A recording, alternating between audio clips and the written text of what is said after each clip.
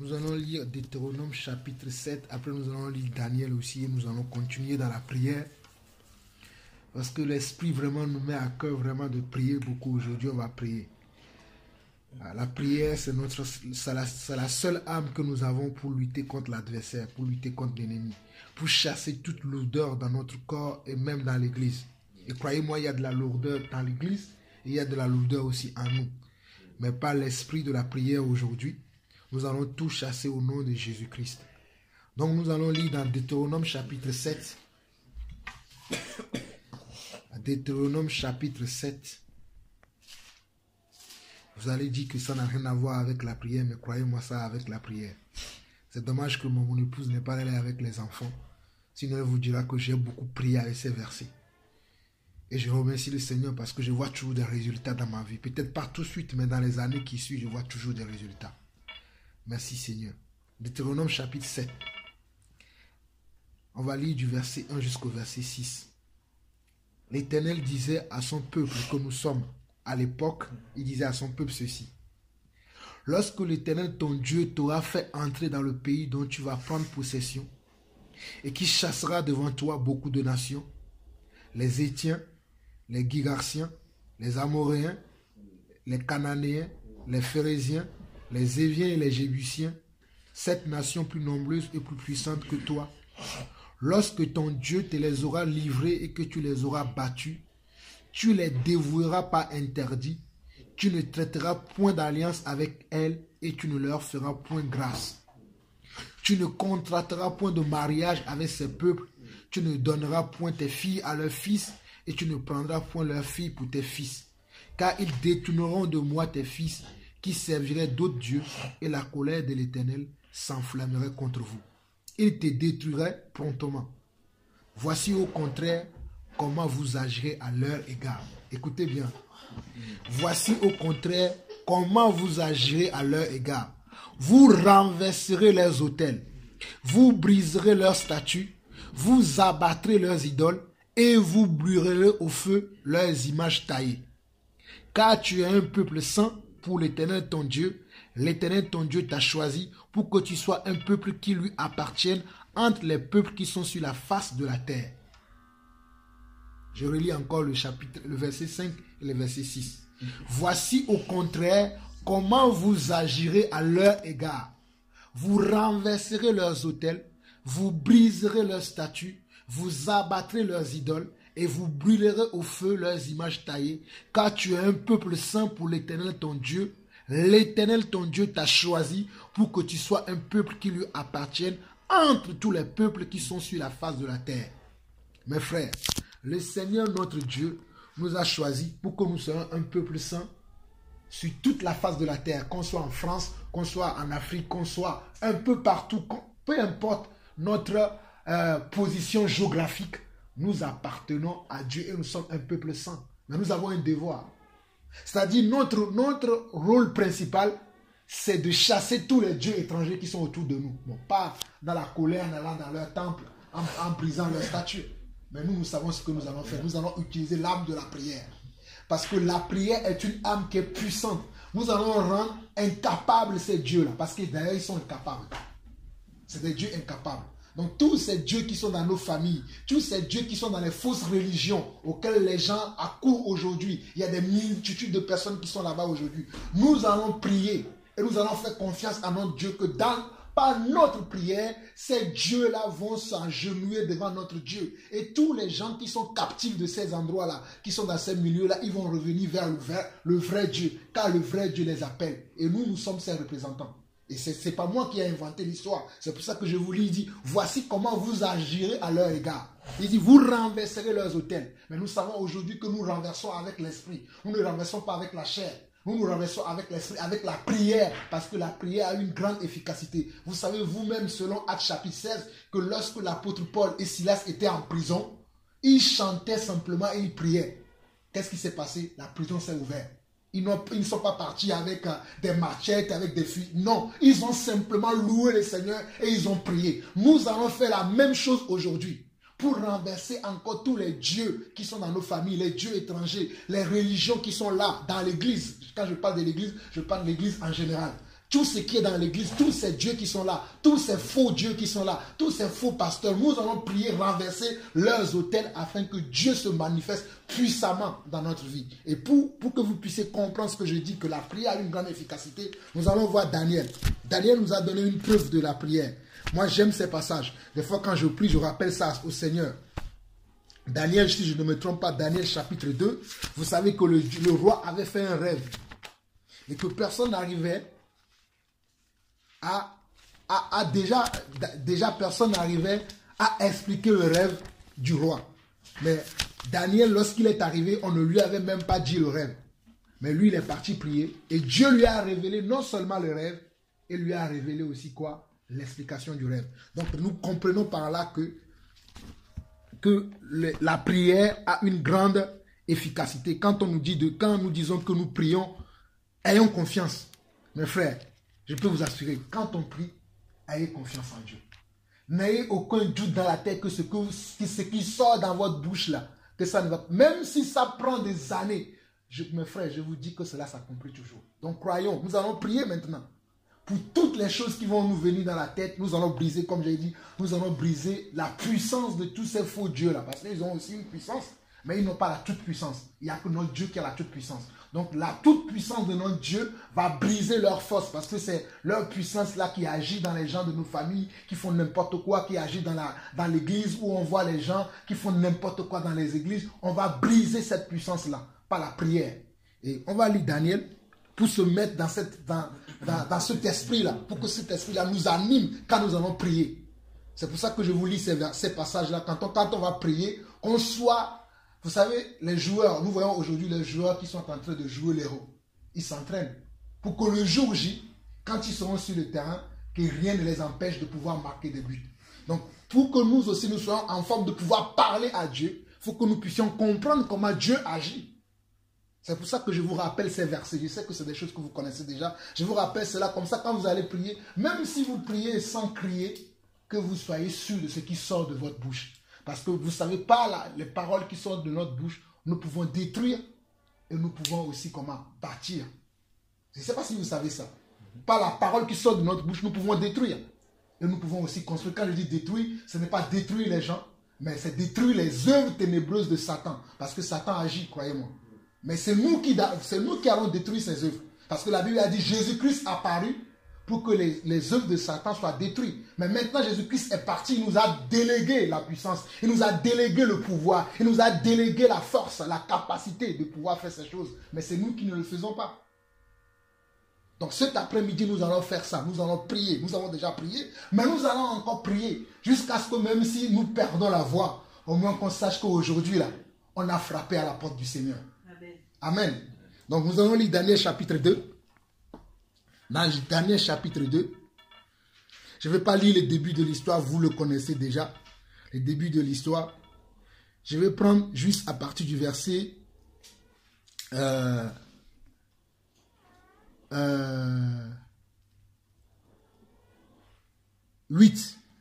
Je ne vais pas lire le début pour qu'on puisse avancer, parce que vous connaissez un peu l'histoire là déjà. On dit, le roi reprit la parole et dit, je m'aperçois en vérité que vous voulez gagner du temps parce que vous voyez que la chose m'a échappé. Si donc vous ne me faites pas connaître le songe, la même sentence vous enveloppera tous. Vous voulez vous préparer à me dire des mensonges et des faussetés en attendant que les temps soient changés. C'est pourquoi, dis-moi le songe et je saurai si vous êtes capable de m'en donner l'explication. Là, le roi s'adressait à ces sages qu'il a appelés sans Daniel. Vous croyez, on peut appeler quelqu'un sage, alors que la personne n'est pas sage. Parce que tous ces gens tous ces conseillers qui entouraient le roi n'étaient pas sages. Mais pourtant, ils étaient appelés sages. Mais le vrai sage, c'était Daniel, mais il était caché. C'est pour ça que nous devons être cachés. Quand on est sage, quand on connaît Dieu, on n'est pas tout le temps, on doit être caché. Mes frères, l'or, vous connaissez l'or, non? L'or, c'est quelque chose qui est caché. Pour trouver l'or, vous allez trouver l'or à l'état brut. Mais pour trouver l'état final de l'or, bon, ma bague là, c'est de l'or blanc. Pour que ça soit comme ça, ça a dû être travaillé. Il faut casser des choses pour pouvoir trouver l'or. Voilà. Daniel était quelqu'un qui était caché dans un coin. Et nous devons apprendre à nous cacher au lieu d'être s'exposer tout le temps. Il faut qu'on apprenne à se cacher. On sort que jusqu'on a besoin de faire quelque chose. Et Daniel, il est sorti juste pour accomplir quelque chose. Après, il retourne dans sa cachette. Ça, c'est quelque chose, c'est une notion aujourd'hui que les chrétiens n'ont pas. Ils sont tout le temps, non, il faut qu'on apprenne à se cacher. Pour mieux vivre, vivons cachés. Bon, je continue. C'est pas ça, mais je ne sais pas pourquoi l'Esprit me dit ça aussi, mais je le dis. Bon, nous continuons. Verset 10. Les Chaldéens répondirent au roi. Il n'est personne sur la terre qui puisse dire ce que demande le roi. Aussi jamais, roi, quelque grand et puissant qui a été n'a exigé une pareille chose. Une pareille chose d'aucun magicien, astrologue ou chaldéen. Ce que le roi demande est difficile. Il n'y a personne qui puisse le dire au roi, excepté les dieux dont la demeure n'est pas parmi les hommes. Regardez comment il parle ces gens. Ils disent qu'il n'y a personne, ni aucun magicien, ni aucun astrologue. Personne ne pouvait. Mais il y avait quelqu'un. Comme je dis toujours, il y a toujours une solution. Quand Dieu est là, il y a toujours quelqu'un quelque part qui peut agir. C'est pour cela que lorsque Dieu lui-même, il a vu que le monde entier n'arrivait pas, il s'est transformé en Jésus-Christ pour venir. Il y a toujours une porte de sortie quelque part. Et la porte de sortie, ça peut être toi. Mais si toi-même, si tu n'es pas conscient que tu as une porte de sortie, si toi-même tout le temps tu te vois, je ne suis pas capable, oh je ne peux pas. Non, c'est vrai que toi-même, si tu penses à toi, tu ne peux rien. Mais tu as un Dieu puissant qui est en toi. Moi, j'ai l'habitude de dire que je suis au service d'un grand Dieu. Je sers un Dieu puissant. Et croyez-moi, mes frères, je ne sais pas, il faut que vous ayez de l'expérience avec ce Dieu. Des fois, c'est avec l'expérience aussi qu'on marche avec Dieu. J'ai tellement vécu des choses dans ma vie que quand je parle des fois de Dieu, je n'ai aucun doute. Parce que je sais de quoi je parle. J'ai vécu j'ai vu des situations dans lesquelles mais ce Dieu-là a agi. Ce Dieu-là, il agit toujours. Et c'est ce Dieu que nous allons prier, croyez-moi. Quand nous allons prier, même si tu pries avec un mot, sache que ce mot qui sort de ta bouche là, il ne reviendra pas sans accomplir ce que tu as dit. Ça peut prendre 1 minute pour accomplir, ça peut prendre 2 minutes pour accomplir, ça peut prendre 3 minutes, comme ça peut prendre 3 semaines, 3 mois, 3 ans, 30 années. Mais sache que ce que tu as dit là, il y aura un accomplissement. Ça, il faut que nous le gardons en tête. C'est très important cela. Nous continuons. Donc vers le verset 12, là-dessus, le roi se mit en colère et s'irrita violemment. Il ordonna qu'on fasse périr tous les sages de Babylone. Il ordonna qu'on fasse périr tous les sages, tous ces sages-là qui étaient là. Le roi s'est dit maintenant, puisque vous n'arrivez pas et vous me dites que il n'y a personne, moi je veux qu'on vous fasse comment? Qu'on vous tue. Et c'est là où Daniel qui était en cachette, il rentre en jeu maintenant. Il dit non, comment on va tuer les gens? Ce sont des innocents. Moi je connais un Dieu. Et Daniel il va sortir, il va faire quoi? Verset 14. Alors Daniel s'adressa d'une manière prudente et sensée à Arjoc, chef des gardes du roi, qui était sorti pour mettre à mort les sages de Babylone. Regardez, la Bible nous dit que Daniel parle d'une manière comment? Prudente et comment? Et sage. Même si nous avons la foi, même si nous connaissons Dieu, il faut qu'on soit sage et prudent dans tout ce qu'on dit. Parce que l'ennemi va chercher à voir, on va dire quelque chose, l'ennemi va peut-être le transformer, ou bien les gens qui sont autour de nous, qui sont mal intentionnés, qui sont à peu près conduits par ces faux dieux, ils peuvent mal interpréter ce qu'on dit. C'est pour ça qu'il faut qu'on soit sage et prudent quand on est avec les gens. Je continue. Verset 15, il prit la parole et dit à Arjoc, commandant du roi, pourquoi la sentence du roi est-elle si sévère? Arjoc exposa la chose à Daniel. Et Daniel se rendit vers le roi et le pria de lui accorder du temps pour donner au roi l'explication. Ensuite, Daniel alla dans sa maison. Lorsque Daniel est parti voir le roi, avec toute sa sagesse et son humilité, pour lui dire, donne-moi du temps, je vais te donner l'explication. Il n'a pas dit ça et puis bon, il a continué sa vie comme si de rien n'était. Non, ensuite, la Bible nous dit qu'ensuite il est rentré dans sa maison et il instruisit de cette affaire Anania, Michaël et Azaria, ses compagnons. Ses compagnons comment? Pas ses compagnons comme dans le monde, vous savez, dans le monde avant, j'ai des compagnons, lorsque je vais aller en boîte, c'est eux que j'appelle. Lorsqu'on doit aller voler, c'est eux que j'appelle. Lorsqu'on doit aller tricher, c'est eux que j'appelle. Lorsqu'on doit aller draguer les filles de gauche à droite, c'est eux que j'appelle. Mais aujourd'hui, mes compagnons, c'est vous. Lorsque j'ai besoin de quelque chose pour accomplir la volonté de Dieu, je pense à vous premièrement avant de passer à quelqu'un d'autre. Parce que vous êtes mes compagnons de combat. Et je vous assure, mes frères, je suis fier de vous. Parce que vous-même, vous ne voyez pas là où on va. Mais croyez-moi, nous allons quelque part. Et nous allons changer beaucoup de choses. Tout à l'heure, quand on priait, l'Esprit me mettait ça à cœur que vous ne savez même pas ce que vous êtes en train de faire. Mais vous allez faire tellement de choses que vous-même, vous allez être étonnés. Mais nous avons besoin de persévérance, mes frères. Je vous l'ai déjà dit plusieurs fois qu'il y a des gens qui attendent pour voir qu'est-ce qu'ils vont devenir ces gens-là qui disent qu'ils connaissent Dieu. Qu'est-ce qu'ils vont devenir Patrick? Qu'est-ce qu'ils vont devenir Jean-Paul? Qu'est-ce qu'ils vont devenir Pierre-Yves? Mais nous avons besoin de persévérance pour prouver à ces personnes que, quand nous parlons, nous savons de quoi nous parlons. Mais si nous arrêtons sur le chemin, c'est ces gens-là qui vont dire, oui, où est-ce que vous êtes allé avec votre Dieu? Que celui qui a mis la main au chariot, qui ne regarde plus en arrière. Tu as déjà mis ta main, tu as signé, allez, vas-y. On continue le combat. Parce que croyez-moi, l'adversaire attend, il rôde, il cherche parmi nous celui qui va être faible, qui va mettre quelque part pour l'isoler. La faiblesse, on doit refuser la faiblesse, on doit tenir ferme, on doit prendre toutes les possibilités que nous avons à notre acquis pour lutter contre toutes les faiblesses, n'importe quelle forme de faiblesse, que ce soit la faiblesse morale, scientifique, on refuse toute forme de faiblesse parce que nous sommes des enfants de Dieu et Dieu est avec nous. Car la Bible déclare, Jean 1, que tous ceux qui l'ont reçu, il leur a donné le pouvoir. Nous avons reçu un pouvoir. Ce n'est pas nous allons recevoir. Nous avons reçu le pouvoir. C'est pour ça que je dis que mesurez toutes les paroles qui sortiront de votre bouche tout à l'heure. Si vous n'avez rien à dire, ne dites rien.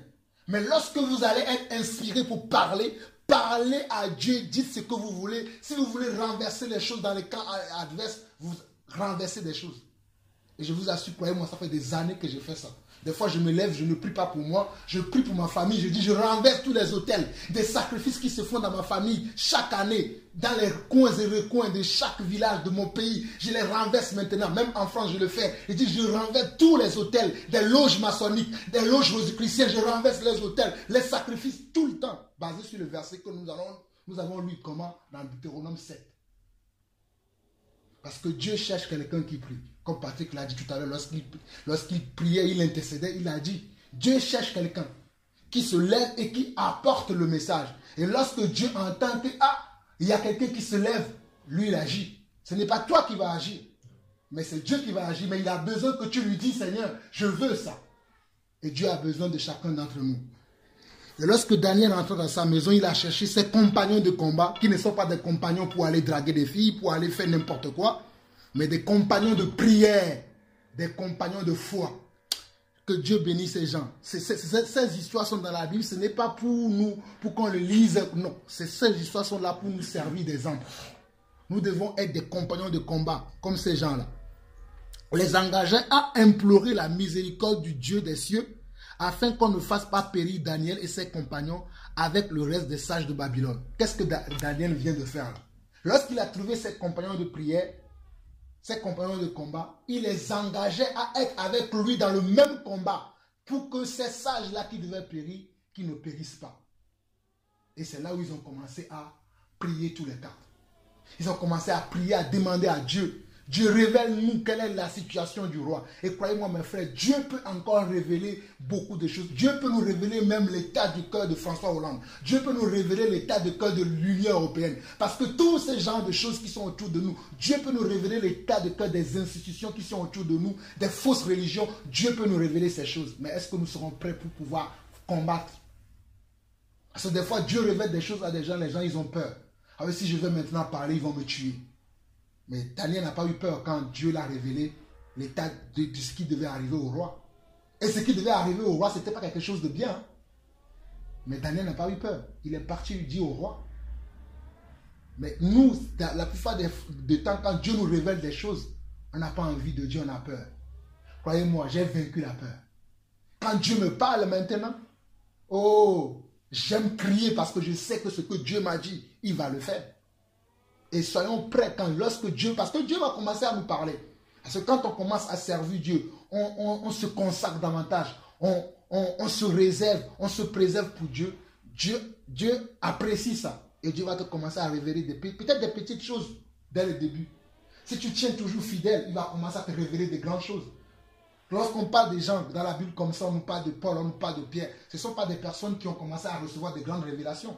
Mais c'est des petites petites choses que Dieu les révélait, à force de travailler avec Dieu et d'être fidèles, ils sont devenus des grands apôtres de la Bible. Et quand nous lisons leurs histoires, nous disons, waouh, mais tu peux aussi le faire. Parce que ces gens, ils ont fini leur époque. Mais maintenant, c'est notre époque à nous. Mais qu'est-ce que nous faisons? Nous devons nous réveiller et faire un combat, mes frères. Et le combat, ce n'est ni contre la chair, ni contre le sang, mais c'est contre les esprits méchants. C'est les esprits méchants qui agissent dans les chairs des gens, qui agissent dans les chairs et les sangs des gens. C'est les esprits méchants qui sont dans les lieux célestes, qui forment des hauteurs. C'est ces esprits-là. Et c'est ces esprits-là que nous allons renverser tout à l'heure, par notre prière. Qui sont dans nos familles, qui empêchent les gens de croire en Dieu, qui sont dans nos familles, qui empêchent des gens d'avoir foi, qui sont dans l'église, qui empêchent à l'église d'évoluer. Parce que croyez-moi, il y a des gens qui viennent à l'église. Le but, ce n'est pas de faire avancer l'église, mais c'est de faire régresser l'église. Ils viennent, ils vont créer des petites histoires. Oh, un tel a dit ça, un tel a dit ceci. Et vous allez commencer à vous embrouiller entre vous et après vous êtes divisés. Et puis lui, il a gagné. Mais nous allons ouvrir nos oreilles. Nous allons être attentifs. Nous allons avoir un discernement plus aiguisé. Lorsque nous voyons venir le danger, nous nous levons, nous commençons par prier. Moi, c'est ce que je fais. Lorsque je vois que les dangers arrivent, je ne discute pas avec les dangers. Je me lève, je commence par prier. Si cette pensée-là que tu viens de me souffleter ne vient pas du Seigneur, au nom de Jésus, je refuse. Tu commences à parler. C'est comme ça que nous devons agir. C'est très important ce que je suis en train de dire. Parce que c'est ça qui va faire que notre vie spirituelle va être tout le temps en forme. Quelqu'un qui dit qu'il est chrétien, qui n'a pas une vie spirituelle de prière, de combat, qu'il va attaquer. Parce que là c'est nous qui allons attaquer. Hein. C'est nous qui allons aller dans ces camps-là pour dire, nous renversons tout. Et croyez-moi, tous les jours, il y a des sacrifices qui se font. Tous les jours, il y a des paroles blasphématoires qui se prononcent dans ces choses-là contre l'Église. Contre les gens de nos familles, parce que dans nos familles, nous avons des sorciers, nous avons des gens qui pratiquent des choses occultes, qui font ces choses-là qui nous empêchent. Nous ne les voyons pas. Mais ils sont là. Mais quand eux, ils nous voient, ils savent. Ils ne vont pas nous dire, ils ne vont pas te dire que je sais. Mais quand ils te voient, ils savent que tu as une puissance. Mais tu ne l'utilises pas. Mais lui, il utilise sa puissance. Tout le temps, il se lève, il fait des choses. Mais toi, tu es là. Oh, tu viens, tu parles du Seigneur. C'est bien de parler, mais il faut aussi prier. La prière doit accompagner la parole. Lorsque Daniel est venu parler au roi, il a parlé. Mais il est parti faire quoi ensuite? Il a prié. Amen. Donc, verset 17. Ensuite, Daniel alla dans sa maison et instruisit cette affaire à Anania, Michaël et Azarias, ses compagnons, les engagea à implorer la miséricorde du Dieu des cieux, afin qu'on ne fasse pas périr Daniel et ses compagnons avec le reste des sages de Babylone. Verset 19. Alors le secret fut révélé à Daniel. Alors ce qui était un secret, avant le secret n'était pas été révélé. Mais lorsque Daniel a pris à cœur qu'on ne tue pas des gens, parce que pourquoi Jésus est venu sur la terre? Pour que vous et moi, nous n'ayons pas péri ou en enfer. Jésus est venu pour que vous et moi, nous ayons la vie. Quelle vie? La vie éternelle. La vie en abondance, en autre mot. Pour que nous ne périssions point, mais que nous ayons une vie éternelle. Donc c'est la même chose que Daniel fait. Daniel était ici quelqu'un comme Jésus, qui vient prendre à cœur les problèmes des autres pour que ces personnes-là ne meurent pas. Et qu'est-ce que je suis en train de vous dire? Qu'on prenne à cœur le problème de l'Église aujourd'hui. Que les gens ne se moquent plus de l'Église de Jésus-Christ. Parce que croyez-moi, l'Église de Jésus-Christ existe réellement et c'est vous et moi. Plus les frères que nous connaissons un peu partout dans le monde et ceux que nous ne connaissons même pas. Parce que nous ne connaissons pas toute l'Église. Mais Dieu lui-même, il connaît son Église. Et nous avons besoin de nous lever dans la prière. Nous avons besoin de nous lever dans la sagesse de Dieu. Faire les choses avec la sagesse de Dieu, comme le frère Patrick a dit tout à l'heure. Dieu te dit de parler. Parle simplement, n'ajoute pas, ne retranche pas. Dieu te dit à quelqu'un va aller parler, ils vont venir pour montrer leur connaissance. Ce n'est plus le temps qu'on vient étaler nos connaissances, mais c'est le temps maintenant qu'on se lève contre les ténèbres. Parce que, croyez-moi, le monde va de mal en mal. Et cela ne va pas changer. Si vous et moi, nous ne nous levons pas, nous allons perdre les membres de nos familles, nous allons perdre les membres de l'Église qui vont périr. Mais Dieu a besoin de vous, Dieu compte sur nous. Quand je dis nous, moi y compris, hein, je ne dis pas que c'est vous qui devez faire que moi je ne fais rien. Mais je vous exhorte pour que nous soyons ensemble pour faire ce travail-là. Peut-être on ne sera pas connus parce que bon, on n'est pas nombreux. On n'a pas une grande chaîne de télévision où on prêche tous les dimanches. Mais croyez-moi, quand je vous dis ça, des fois, vous ne vous rendez pas compte. Mais quand nous allons aller au ciel, nous serons surpris de voir des gens que personne n'a connus sur cette terre, mais qui étaient dans leur maison, qui étaient des hommes et des femmes de prière. Vous ne pouvez pas savoir comment je suis révolté de voir que les gens aujourd'hui, au lieu de se lever, ils sont là à voir les gens avec des troubles. Je ne suis pas contre ces choses. Mais Dieu cherche des gens comme nous, qui ont compris ce que nous devons faire et qui fassent ce qu'on doit faire. C'est ce que Dieu cherche. Ce n'est plus le temps qu'on pense en nous. Je n'ai pas un travail, je n'ai pas une maison, je n'ai pas ceci. C'est pour cela que tout à l'heure je voulais parler de sacrifice, mais je parlerai tout à l'heure de cela après la prière, brièvement. Mais ce n'est plus le temps de penser, je n'ai pas un mari, je n'ai pas un enfant. Prie simplement le Seigneur, consacre-toi au travail de Dieu. Le temps marqué par Dieu, tu auras ton travail, tu auras ta maison. Je peux vous l'affirmer, mes frères, parce que je sais de quoi je parle. Je suis venu dans ce pays sans rien. Mais j'ai vu comment Dieu a transformé ma vie. Et je vois comment Dieu est en train de transformer ma vie. Et Dieu va le faire, mais il a besoin de nous. Et si vous voyez ici, on dit, alors le secret fut révélé à Daniel dans une vision pendant la nuit. Et Daniel bénit le Dieu des cieux. Daniel prit la parole et dit, est-ce que c'est Daniel qui se bénit lui-même? Non. Et quand Dieu va commencer à nous utiliser, mes frères, croyez-moi, parce que Dieu me l'a dit tout à l'heure qu'il va nous utiliser. Je vous le dis, je ne voulais pas vous le dire, mais Dieu m'a dit tout à l'heure qu'il va nous utiliser. Il est en train de nous utiliser déjà. Peut-être on ne le voit pas, mais Dieu nous utilise déjà. Il va encore nous utiliser. Mais ne volons pas la gloire de Dieu. Ne pensons pas que c'est moi. Par exemple, moi, Jean-Paul, qui fait quelque chose, mais c'est ce Dieu-là à l'intérieur de toi qui agit. Donc, lorsque quelqu'un va dire, je t'ai vu faire ça, tu dis, non, ce n'est pas moi, mais c'est Dieu que je sais qui a fait ça. Amen. Ne voulons pas la gloire de Dieu. C'est pour cela que beaucoup de gens aujourd'hui sont bloqués dans leur vie, parce qu'ils ont tellement voulu la gloire de Dieu. C'est Dieu qui va agir, ce n'est pas nous. Et Daniel a compris, il a dit, béni soit le nom de Dieu d'éternité en éternité. À lui appartiennent la sagesse et la force. Il n'a pas dit, à moi, Daniel, appartiennent la force. J'ai entendu des hommes puissants de Dieu dire, oui, ils sont puissants, ils sont ceci, ils sont plus que telle personne. Oh, nous ne sommes rien. Qu'est-ce que tu as si tu ne l'as pas reçu? Si tu l'as reçu, pourquoi t'enorgueillis-tu? Parce que celui qui te l'a donné, il peut te le prendre et te le donner à quelqu'un d'autre. Mais quand tu l'as, reste calme, reste humble. On continue, verset 21. C'est lui qui change les temps et les circonstances. Qu'est-ce qui change les temps et les circonstances? C'est notre Dieu. Je ne sais pas quelles sont les circonstances qui sont dans nos familles. Moi, je connais certains, mais je ne connais pas la profondeur. Mais mon Dieu connaît la profondeur des temps et des circonstances de ma famille. Dieu connaît la profondeur des satanistes qui sont dans ma famille. Dieu connaît la profondeur des sorciers qui sont dans ma famille et dans vos familles respectives. Dieu connaît la profondeur des sorciers qui sont entrés dans l'église aujourd'hui, qui sont déguisés. On ne peut même pas les voir. Comme quand tu les vois, tu les sens. Ils sont tellement déguisés que tu penses que c'est un frère. Mais peut-être c'est un sorcier. Qu'est-ce qui prouve qu'il est un frère? Tu n'en sais rien parce qu'il dit Jésus. Croyez-moi. Il y a des gens qui disent aujourd'hui, mais qui ne sont pas de nôtres. Mais ils ont un seul rôle, c'est de nous endormir, mes frères. Mais nous devons nous lever maintenant. Oh, mon frère Chandarabakoya. Le temps est arrivé qu'on se lève spirituellement. Ce n'est pas dans la chair pour commenter, à parler. La Bible dit ça, un tel verset. Non, ce temps-là, c'est fini. Le temps maintenant, c'est de commencer à prier. On brise les choses, on brise toute la puissance de l'ennemi, on brise leur force, on brise tout ce qu'ils préparent contre nous. Et croyez-moi, ils préparent des choses contre nous. Ils veulent que nous soyons malades, ils veulent que nos enfants soient malades, ils veulent que nous manquons de tout. Mais moi, Dieu m'a dit que je n'ai jamais vu le juste mendier son pain. Moi, je ne m'inquiète pas de ce que je vais manger, mais je m'inquiète du royaume de mon Père. Est-ce qu'il y a des gens qui se changent? C'est pour cela que moi je suis révolté, je veux prier, je veux demander que Dieu renverse tous les autels de ces gens, tous les autels de ces personnes qui consultent encore des Baals, qui consultent encore des Astartés, qui consultent encore des sorciers, des charlatans, ces gens qui sont dans l'église mais qui ne veulent pas obéir à Dieu. Leur but c'est d'endormir les gens, ils sont là, ils endorment les gens. Moi je veux prier contre ces gens. Pour que ces gens, ils diminuent et que le peuple de Dieu augmente. Pour que ces gens, ils débarrassent le plancher et que le peuple de Dieu avance. C'est pour cela que nous allons prier. Si vous êtes inspirés, soyez avec moi. Mais croyez-moi, je vais prier avec mes tripes parce que je sens que Satan est en train de préparer un coup contre l'église, contre nous qui sommes là. Il prépare le coup. Quand quelqu'un te prépare un piège, il ne te dit pas. Croyez-moi, quand on veut attraper, je ne sais pas, moi j'ai beaucoup vécu en Afrique, je ne sais pas pour vous en France.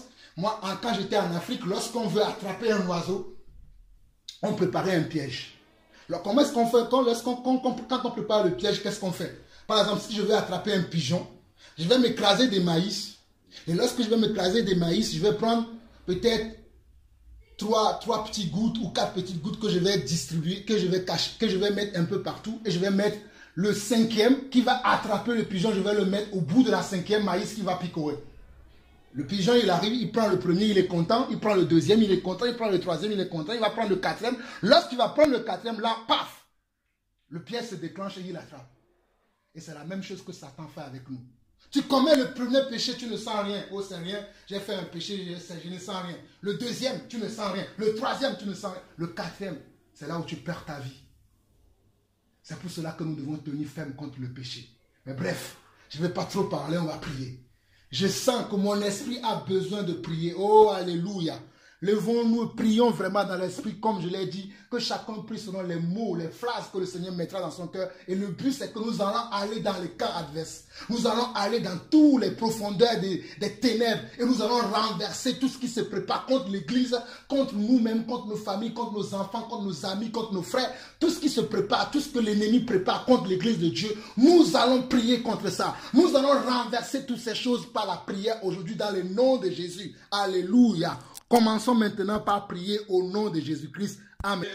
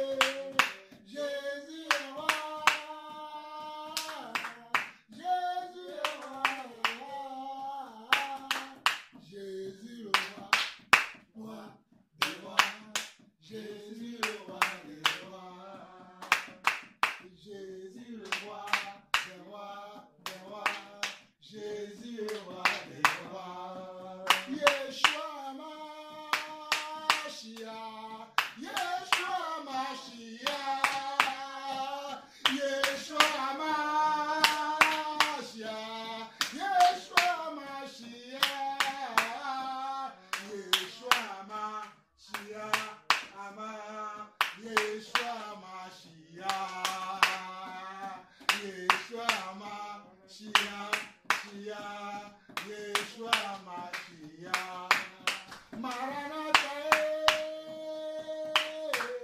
Maranatha, Maranatha, Maranatha, je chante Maranatha, Maranatha, Maranatha, je chante Maranatha, Maranatha, je chante Maranatha, Maranatha, il est vivant, il est vivant, il est vivant, il est vivant, il est vivant, vivant, vivant, il est vivant, il est vivant, vivant, vivant, il est vivant, il est puissant, il est puissant, il est puissant, il est puissant, mon Dieu Jésus, il est puissant, toujours puissant, il est puissant, puissant, puissant, toujours puissant, il est puissant, puissant, puissant, toujours puissant, il est puissant, puissant et puissant, toujours puissant, il est puissant, puissant et puissant, toujours puissant. Oh Seigneur notre Dieu, merci pour ce moment que nous partageons avec toi, pour ta puissance, pour ta suprématie, pour ton autorité sur nos vies, ton autorité dans nos vies, ton autorité dans nos cœurs, ton autorité dans nos pensées, ton autorité sur nos sentiments, ton autorité, Seigneur Dieu, sur chaque chose de nos vies, Papa. Seigneur, c'est pour cela que j'ai l'audace maintenant de proclamer sous la puissance de ton nom que nous ramenons maintenant toutes les pensées captive à l'obéissance de ton nom, à l'obéissance de ta parole. Dans nos familles, Seigneur Dieu, nous ramenons les pensées captives à toi. Dans ton église, nous déclarons que toutes les pensées seront captives, seront obéissants à toi, Seigneur, et à toi seul, Papa. Il n'y aura aucun qui va se perdre au milieu de nous, mais nous tous, nous arriverons à bon terme. Nous tous, nous arriverons à bon port. Aucun d'entre nous, aucun parmi nous ne se perdra, ni aucun de nos cheveux ne se perdra, car toi, Seigneur, tu es avec nous, tu nous conduis, tu nous diriges.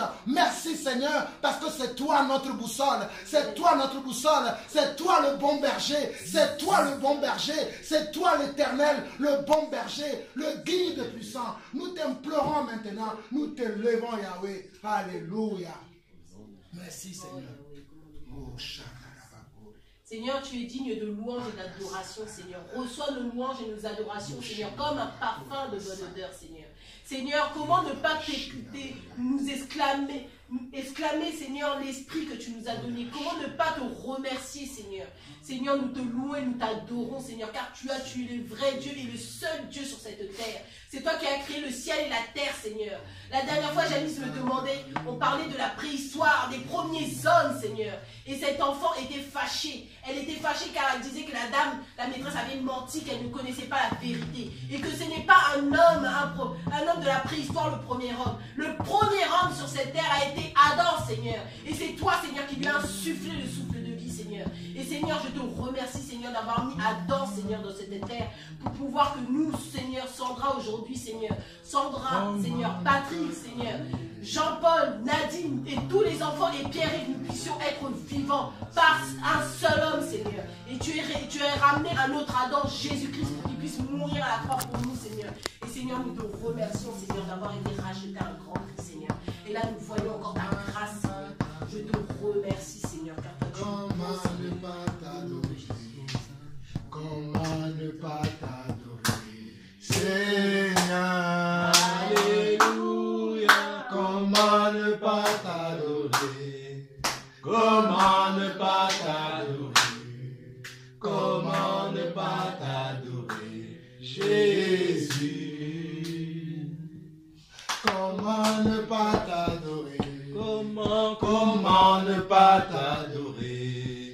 Comment ne pas t'adorer, Yeshua, Alléluia. Comment ne pas t'adorer, comment ne pas t'adorer, comment ne pas t'adorer, Jésus. Ton nom est le nom qui bénit, Seigneur. Ton nom est le nom qui bénit, Jésus. Ton nom est le nom qui bénit. Ton nom est le nom qui bénit. Ton nom est le nom qui bénit, Jésus. Ton nom est le nom qui bénit. Ton nom est le nom qui bénit. Ton nom est le nom qui bénit, Jésus. Ton nom est le nom qui délivre, Yeshua. Ton nom est le nom qui délivre, Yeshua. Ton nom est le nom qui délivre. Ton nom est le nom qui délivre. Ton nom est le nom qui délivre, Yeshua. Ton nom est le nom qui délivre. Ton nom est le nom qui délivre. Ton nom est le nom qui délivre, Yeshua. Oh, ton nom est le nom qui bénit, Seigneur. Ton nom est le nom qui guérit, Jésus. Ton nom est le nom qui guérit. Ton nom est le nom qui guérit. Ton nom est le nom qui guérit, Jésus. Alléluia. Ton nom est le nom qui guérit. Ton nom est le nom qui guérit. Ton nom est le nom qui guérit, Jésus. Ton nom est le nom qui guérit. Ton nom est le nom qui guérit. Ton nom est le nom qui guérit, Jésus. Alléluia, Seigneur. Ton nom est le nom qui guérit. Ton nom est le nom qui délivre. Ton nom est le nom qui bénit. Ton nom est le nom qui est au-dessus de tous les noms. Ton nom est le seul nom qui nous a été donné. Le seul nom par lequel nous sommes sauvés. Le seul nom par lequel nous avons la foi. Le seul nom par lequel nous voyons des miracles. Le seul nom par lequel les démons sont soumis. Le seul nom par lequel Satan est soumis. Le seul nom par lequel le ciel et la terre sont soumis. C'est ton nom, Yeshua. C'est ton nom, Yeshua. C'est ton nom, Adonai. C'est ton nom, Elohim. C'est ton nom, Yahvé Elohim. C'est ton nom, Yahvé Nissi. C'est ton nom, Yahvé Shalom. C'est ton nom, Yahvé Zébaoth. C'est ton nom, Yahvé Adonai. Seigneur, sois glorifié, sois adoré, sois élevé au milieu de nous. Merci, Seigneur. Merci pour tout ce que tu es pour nous. Merci, Seigneur. Merci pour le rempart que tu es pour chacun d'entre nous. Merci pour l'assurance que tu es pour chacun d'entre nous. Merci pour le Père que tu es pour chacun d'entre nous. Merci pour la mère que tu es pour chacun d'entre nous. Merci, Seigneur Dieu. Oh, Papa, pour l'assurance éternelle que tu es pour chacun d'entre nous. Merci pour la persévérance que tu es pour chacun d'entre nous. Merci pour la sagesse que tu es pour chacun d'entre nous. Merci pour l'intelligence que tu es pour chacun d'entre nous. Merci, Seigneur Dieu, pour l'amour dont tu nous as aimés. Tu nous as aimés, Papa. Tu nous as aimés. Tu nous as aimés. Oh Seigneur, tu nous as aimés. Tu nous as tant aimés que tu as envoyé quelqu'un. Tu nous as tant aimés que tu as envoyé Jésus-Christ mourir à la croix. Tu nous as tant aimés que tu nous as donné le Saint-Esprit qui est le gage de notre salut. Tu nous as donné l'Esprit de vérité, l'Esprit qui sonde tout, l'Esprit qui voit tout, l'Esprit qui voit même dans les profondeurs de notre cœur. Oh Papa, comment ne pas t'acclamer? Comment ne pas t'acclamer, mon Dieu? Comment ne pas t'élever? Comment ne pas te louer? Comment ne pas t'adorer? Comment ne pas proclamer que tu es Dieu? Comment ne pas témoigner de toi? Comment ne pas parler de toi? Comment ne pas dire qu'il y a un Dieu qui existe? Oh Papa, je suis fier d'être ton enfant. Je suis fier d'être d'une de tes créatures. Je suis fier de t'appartenir, mon Dieu. Sois béni encore, sois élevé encore, sois glorifié encore. Oh Papa, Merci encore pour ce temps. Merci pour un jour comme ce jour-là. Merci pour ces heures que nous passons avec toi en ce moment. Glorifie ton nom. Glorifie ton nom. Glorifie ton nom. Glorifie ton nom. Glorifie ton nom. Glorifie ton nom. Glorifie ton nom sur la terre. Et glorifie ton nom. Glorifie ton nom. Glorifie ton nom dans nos vies. Glorifie ton nom. Glorifie ton nom. Glorifie ton nom dans nos vies. Glorifie ton nom. Glorifie ton nom. Glorifie ton nom dans nos cœurs.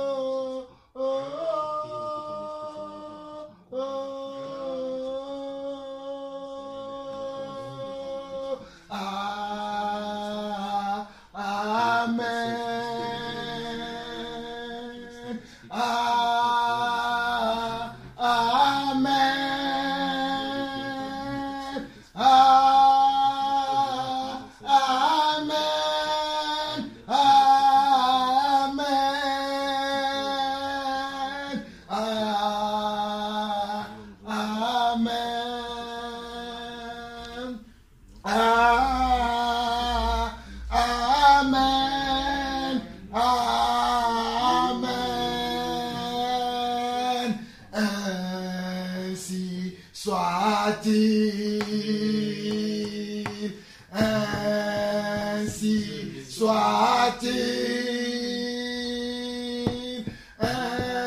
ainsi soit-il pour toujours, ainsi soit-il, ainsi soit-il, ainsi soit-il à jamais.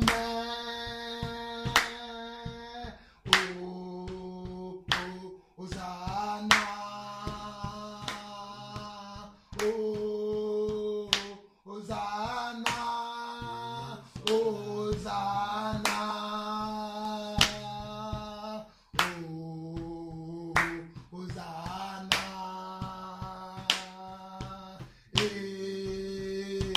Hosanna. Hosanna.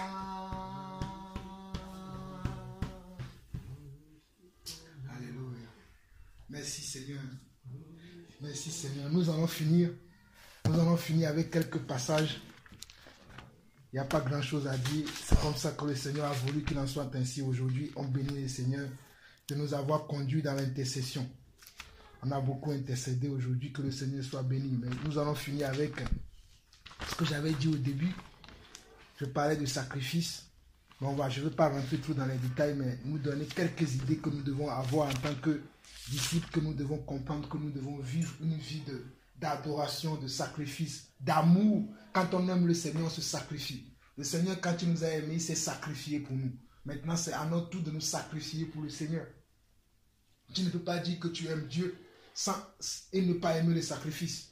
Aujourd'hui, les gens, ils aiment Dieu parce qu'ils veulent un travail, ils veulent un mari, ils veulent une grande maison, ils veulent une belle voiture.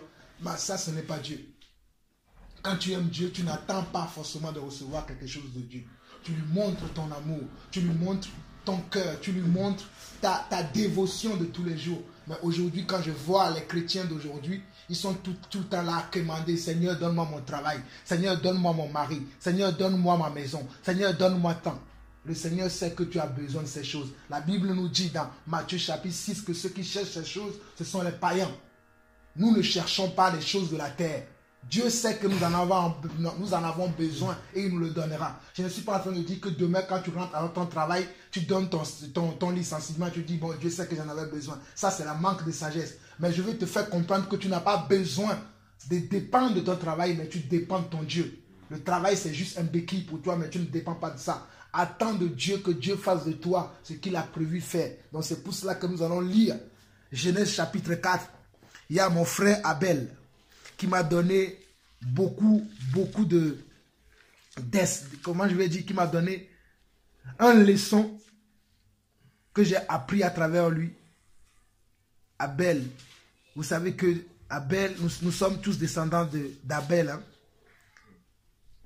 Nous qui sommes les croyants, nous qui croyons au Seigneur Jésus-Christ, nous sommes les descendants d'Abel. Si vous ne savez pas, bon, c'est pas grave, c'est pas là où je veux en venir, mais nous savons que quand Dieu a créé la terre, il avait créé Adam et Ève. Et Adam et Ève, ils ont eu 2 enfants. L'un s'appelait Abel, l'autre s'appelait Caïn. Et nous allons apprendre ce que ces 2 personnes ont fait pour Dieu. Et nous allons tirer une leçon au travers de ça. Genèse chapitre 4. On dit que Adam connut Ève, sa femme. Elle conçut et affronta Caïn. Et elle dit, j'ai acquis un homme de par l'Éternel. Elle enfanta encore son frère Abel. Abel fut berger et Caïn fut laboureur. Regardez, même déjà le chapitre 2 me donne une révélation. On dit que Abel fut berger. Abel fut berger. Et Caïn fut laboureur. Moi, je ne veux pas être un laboureur. Je suis là tout le temps à labourer la terre. Non, moi, je veux être un berger, un guide. Quelqu'un qui cherche, qui est un guide, qui dirige les gens vers quelque part. Oh, merci Seigneur pour la révélation que tu viens de me donner par ce verset. J'ai déjà lu ce verset plusieurs fois, mais je ne me suis jamais aperçu que Abel fut berger. Pourquoi il fut berger? Ça, c'est une révélation. Oh, merci Seigneur. Au bout de quelque temps, Caïn fit à l'Éternel une offrande des fruits de la terre, comme mon frère Pierre est en train de dire, à l'exemple de Jésus-Christ. Jésus-Christ est un bon berger. On dit, au bout de quelque temps, Caïn fit à l'Éternel une offrande des fruits de la terre. Et Abel, de son côté, en fit un des premiers-nés de son troupeau et de leur graisse. L'Éternel porta un regard favorable sur Abel et sur son offrande. Mais il ne porta pas un regard favorable sur Caïn et sur son offrande. Caïn fut très irrité et son visage fut abattu. Regardez, 2 personnes viennent devant Dieu, ils font tous 2 un sacrifice à Dieu. Maintenant, je vais transformer le mot sacrifice en le mot adoration. Les 2 viennent adorer Dieu. Dieu accepte l'adoration de l'un et refuse l'adoration de l'autre.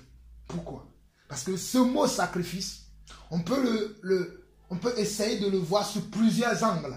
Le mot sacrifice ici peut dire adoration, peut dire prière, peut dire aussi don, peut dire beaucoup de choses. Mais ce que nous devons retenir, toujours est-il que les 2 ont donné quelque chose à Dieu. Que ce soit quelque chose qui leur a coûté, parce que le sacrifice c'est quelque chose qui nous coûte quelque chose. Mais ici ils ont fait un effort. Mais la Bible dit que Dieu porta un regard favorable sur le don d'Abel. Pourquoi Dieu porta un regard favorable sur le don d'Abel? Parce qu'il avait la foi. Amen. Ça peut être une réponse. Pourquoi Dieu porta un regard favorable? On va le voir dans la suite. Pourquoi Dieu a porté un regard favorable sur le don d'Abel. On nous dit, et l'Éternel dit à Caïn, pourquoi es-tu irrité et pourquoi ton visage est-il abattu? Cependant, si tu agis bien, tu relèveras ton visage. Et si tu agis mal, le péché se couche à ta porte et ses désirs se portent vers toi. Mais toi, domine sur lui. Cependant, Caïn adressa la parole à son frère Abel. Mais comme ils étaient tous dans les champs, Caïn se jeta sur son frère Abel et le tua. L'Éternel dit à Caïn, où est ton frère? Abel, il répondit, je ne sais pas. Suis-je le gardien de mon frère? Et Dieu dit, qu'as-tu fait? La voix du sang de ton frère crie de la terre jusqu'à moi. Et vous et moi, nous connaissons que quand on lit le verset 5, le verset 7, on dit, cependant, si tu as agi bien, tu relèveras ton visage. Ça veut dire que dans la chose que Caïn a fait, il n'a pas agi bien. Parce que ça sous-entend que, dans cette phrase, ça sous-entend que Abel, lui, il a bien agi et que lui n'a pas bien agi. Donc, on peut adorer Dieu à diverses façons. Tu es en train d'adorer Dieu, je suis en train d'adorer Dieu. Mais qui sonde notre adoration? C'est Dieu. On peut prier Dieu, mais qui sonde nos prières? C'est Dieu. On peut parler de Dieu, mais qui sonde nos cœurs? C'est Dieu. Ce n'est pas le fait de faire une action qui est important pour Dieu, mais c'est avec quoi tu le fais, avec quel cœur tu le fais. Comment tu le fais. C'est à cela que Dieu prête attention. Et beaucoup aujourd'hui sont en train d'adorer Dieu, sont en train de parler de Dieu, sont en train de servir Dieu. Mais comment ils font ce service? Parce qu'on comprend dans cette histoire, je ne veux pas rentrer trop, je ne veux pas trop parler, mais si vous savez très bien que parce que Abel a donné comment? Les fruits meilleurs. La Bible dit au verset 3 même, au verset 4, que Abel de son côté en fit une des premières nées de son troupeau. Une des premières nées. C'est-à-dire lorsque ces troupeaux comment on dit, les troupeaux, ils ont donné bas, ou je ne sais pas comment on dit. Ils ont mis bas. Il a pris le meilleur de ces troupeaux. Et d'ailleurs, c'était le premier né qu'il a donné à Dieu. Mais qu'est-ce que Caïn, son frère, a donné? Il a donné les pourritures de son champ à Dieu. Et beaucoup d'entre nous, nous donnons souvent les pourritures de nos temps à Dieu. Lorsque nous n'avons plus rien à faire, nous nous ennuyons, c'est à ce moment que nous pensons à Dieu. Ce n'est pas parce qu'on s'ennuie qu'on pense à Dieu. Beaucoup d'entre nous, c'est parce que lorsque nous nous retrouvons dans les problèmes, c'est à ce moment-là qu'on pense à Dieu. Moi, je ne pense pas à Dieu parce que je suis dans les problèmes. Je pense à Dieu tous les jours. Chaque minute qui passe, je pense à Dieu. Mais beaucoup des hommes sur la terre aujourd'hui pensent à Dieu parce que, peut-être ils ont une maladie. Ils se sont dit, j'ai entendu que Dieu guérit. Je vais aller voir s'il va me guérir. Et Dieu, il les connaît. Dieu sait que s'il les guérit maintenant, ils vont fuir. Ils vont plus revenir. Mais Dieu va les garder pour travailler dans leur vie, pour travailler leur caractère avant de les guérir. Dieu est libre de faire ce qu'il veut. Dieu connaît chaque chose. Quelqu'un va me dire que ce que tu dis c'est prétentieux. Je connais la Bible. Dieu avait guéri 10 aveugles ou 10 lépreux. Il y a un seul qui est retourné voir Jésus. Quand le seul là qui est revenu, ça veut dire que celui-là avait le cœur d'Abel. Quand il est revenu, Jésus lui a posé la question, où sont les 9 autres? Il y a lui seul qui a reconnu qu'il avait besoin, malgré que sa guérison, que la guérison ne suivait, il avait besoin aussi d'avoir une vie éternelle. Il est revenu pour faire Jésus, pour le remercier, pour l'adorer. Et Jésus lui a posé la question, où sont les 9 autres? Et beaucoup d'entre nous aujourd'hui, si Dieu nous donne une bénédiction, nous allons fuir. C'est pour ça que Dieu ne veut même pas nous donner, parce qu'il sait que si je bénis Jean-Paul, Jean-Paul il va fuir. Donc il préfère que Jean-Paul il misère un peu, il lui donne un peu, il misère. C'est bien, mais non, on ne veut pas ça, on veut vivre comme ça. Mais mes frères, regardez comment la Bible est beau. Quand je lis la Bible, des fois je me dis, mais il y a des histoires belles dans la Bible comme ça. Regarde, Abel a donné. Ce n'est pas Dieu qui l'a demandé. Hein. Parce que des fois on dit, mais Dieu me demande que je prie. Dieu me demande. Non, Dieu n'a rien demandé à Caïn et Abel. Tous deux délibérément, ils se sont levés un jour. On va offrir un sacrifice à Dieu. Abel a offert ce qu'il veut. Caïn aussi a offert ce qu'il veut.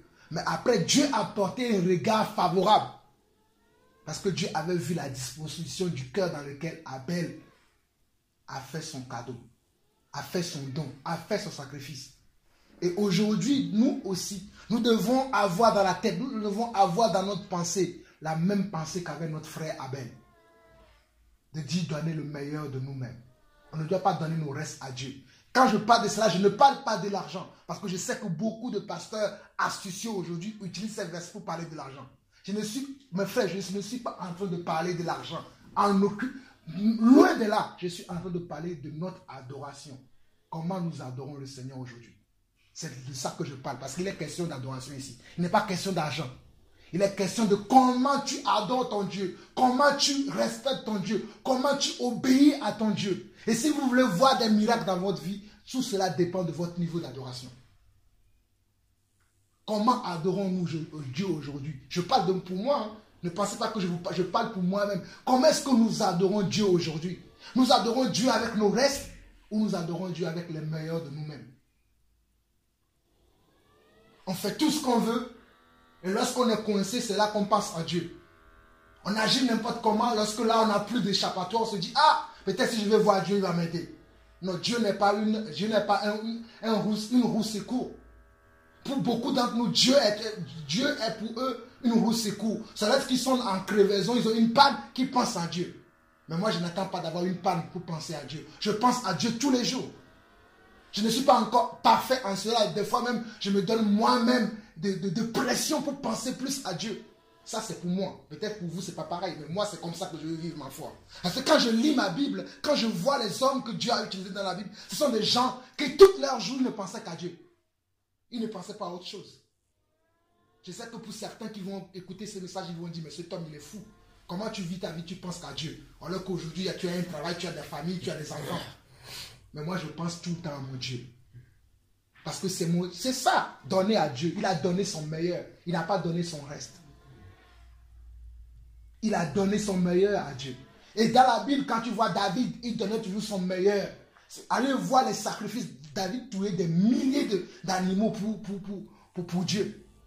Il ne tuait pas 2, 3. Non, il tuait des milliers. Salomon, pareil. Abraham, toutes ces personnes qui ont aimé Dieu, ils donnaient toujours le meilleur à Dieu. Pourquoi je vous parle du meilleur? Lorsqu'on ne donne pas du meilleur à Dieu, on va toujours être coincé dans notre vie.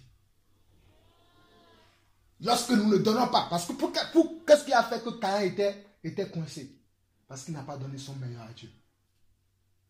Si tu ne veux plus être coincé dans ta vie, peu importe la manière dont tu es coincé, tu ne veux plus être coincé, pense à tous les jours à donner ton meilleur à Dieu.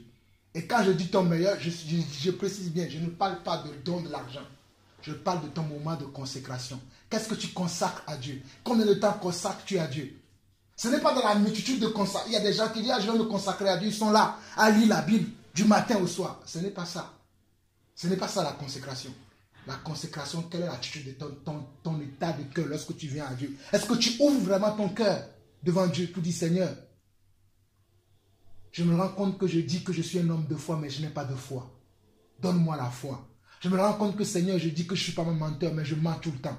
Seigneur, apprends-moi à ne pas mentir. Là, tu es vraiment dans une vraie adoration du Seigneur. Mais lorsque tu vois ta face, tu sais que tu es un menteur, mais tu viens devant Dieu. Seigneur, au nom de Jésus, je déclare, tu n'es pas en train d'adorer le Seigneur. Parce que tu te mens à toi-même. Et c'est ça qui va faire que tu ne vas pas avancer. Mais Dieu veut qu'on avance. Et lorsque Dieu veut qu'on avance, il faut qu'on ouvre vraiment notre cœur. Les apôtres, ils voulaient avancer. Dieu les a envoyés, ils ont échoué. Il les a renvoyés encore. Ils ont demandé à Dieu, augmente-nous la foi. Parce qu'ils se rendent compte qu'ils n'ont pas de la foi. Ils ne sont pas dit, ah oui, j'ai la foi. Ils ont dit, Seigneur, augmente-nous la foi. Parce qu'ils connaissent leur état de cœur. Quel est ton état de cœur lorsque tu es devant le Seigneur? C'est de ça que je parle.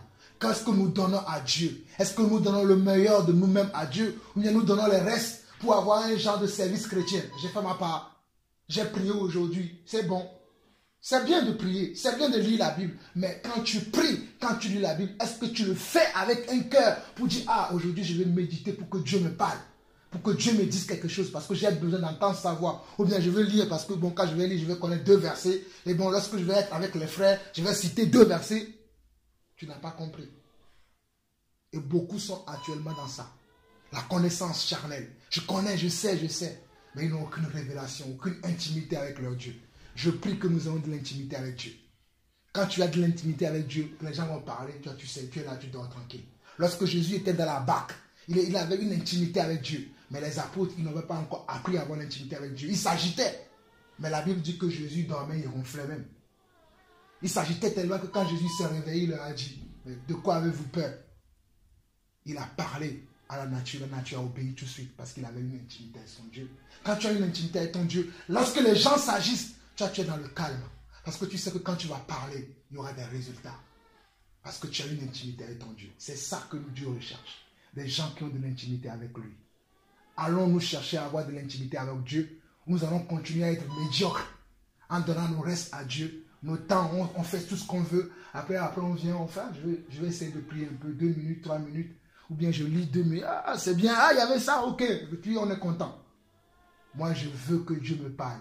Je veux m'asseoir comme Dieu parlait à Abraham. Dieu voulait même faire quelque chose sur la terre. Il vient, il dit à Abraham, je vais faire ça là-bas. Moi, je veux vivre ça. Les apôtres l'ont vécu. Quand Dieu voulait agir quelque part, il parlait aux apôtres. Il va avoir ça.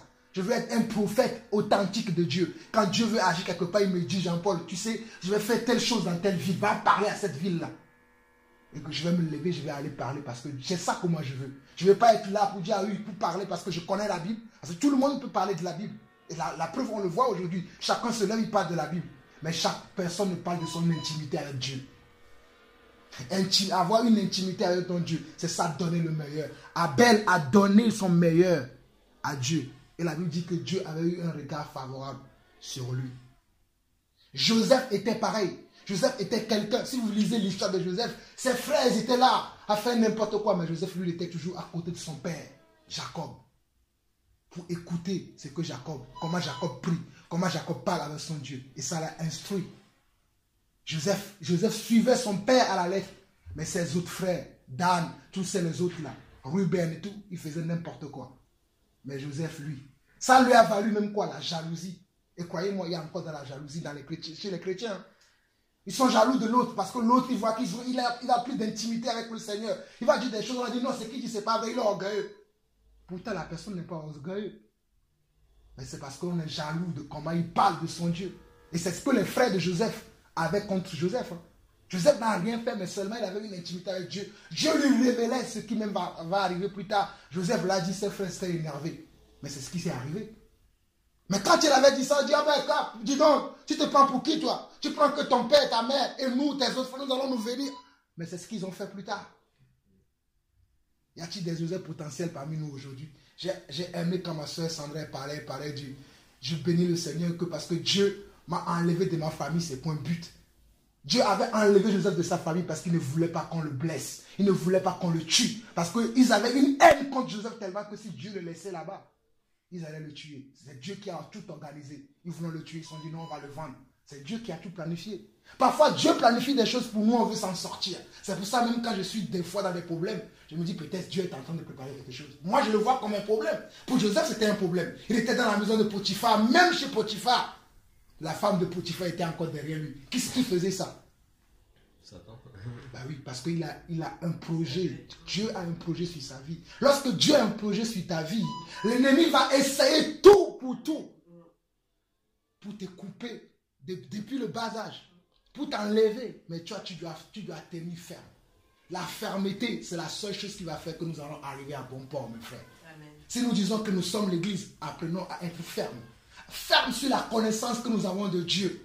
Ne disons pas que oh, mes frères, je prends Sandra comme référent, je demande pardon. On doit demander pardon à Dieu à plusieurs reprises parce que des fois Dieu fait des choses. Comme on ne voit pas Dieu comme ça, il descend. Oui, je suis papa Dieu. C'est moi que tu pries tout le temps. On ne le croit pas. Mais tu ne sais pas de quel accident Dieu t'a évité aujourd'hui. Tu ne sais pas de quelle méchanceté Dieu t'a enlevé aujourd'hui. Tu ne sais pas des voyous qui veulent te tuer que Dieu t'a épargné. Le jour où tu vas te montrer le cinéma de ta vie, toutes les occasions que les gens avaient préparé des coups contre toi, tu vas tomber de nuit, tu vas dire, ah, moi je pensais que Dieu n'était pas avec moi. C'est comme Jacob.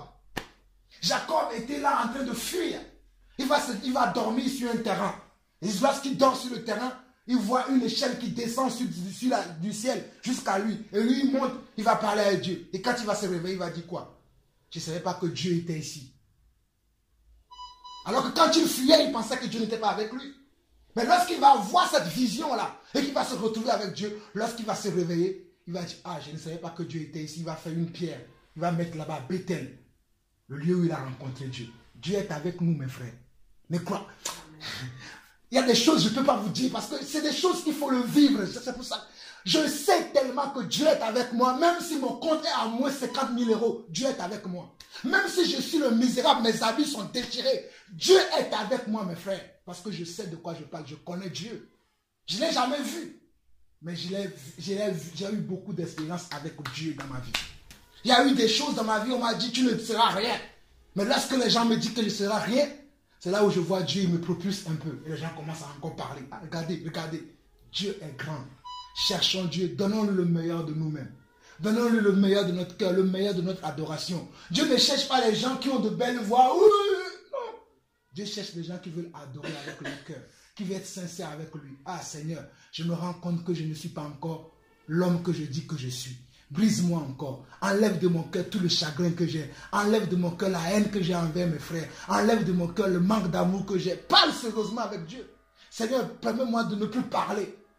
Là, c'est ce que je travaille avec Dieu maintenant. Dieu, permets-moi que je ne parle pas. Je ne parle plus maintenant avec les gens. Je reçois des messages, ça ne m'intéresse pas. Ce n'est pas là le problème. Être là, oui, non, c'est pas ça. Moi, je veux gagner de l'intimité avec Dieu. Parler avec Dieu, être avec Dieu là. C'est ça qui m'est important. Lorsque tu as conquis ça, rien de cette terre ne va plus t'intéresser. Les gens vont parler. Tu vas dire, oh, il parle, il ne sait pas de quoi il parle. Et c'est ça que nous devons cultiver. Cultivons quoi? La consécration, la communion avec Dieu. Et donnons-lui, je précise bien, quand je parle de le donner, je ne parle pas de notre argent, de notre... Ça, ce n'est pas ça. Quand nous sommes avec Dieu, dans les secrets que nous, là, qu'est-ce qu'on lui dit? Parce que lorsque Abel avait fait son sacrifice à Dieu, son frère Caïn n'était pas là.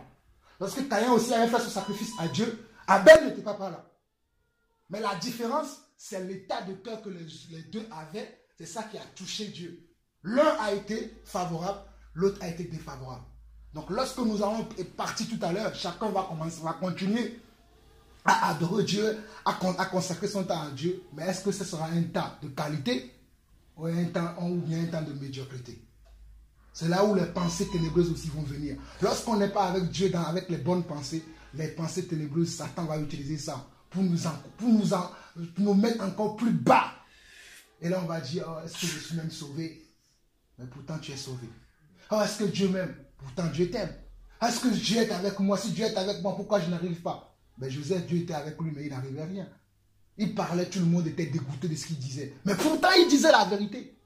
Même les apôtres, lorsque Jésus est parti, ils ont commencé à parler. Les sacrificateurs étaient contre eux. Qui avait la vérité? N'étaient-ce pas les apôtres? Mais personne ne voulait les écouter. Sauf que ceux qui étaient prédestinés au salut. Lorsque tu comprends que lorsque les gens qui sont prédestinés au salut, quand tu vas parler, ils vont t'écouter. Tu ne vas plus te... Si les gens, tu parles, les gens, tu ne vas plus... Tu vas dire, peut-être celui-là, il n'est pas appelé à être sauvé. C'est ceux qui sont appelés à être sauvés. Lorsque tu parles, ils vont t'écouter, ils vont continuer à t'écouter, ils vont dire, ah, celui-là, il a quelque chose que l'autre, il n'a pas. L'autre, il parle, mais... Non, lui, là, sa manière de parler est différente.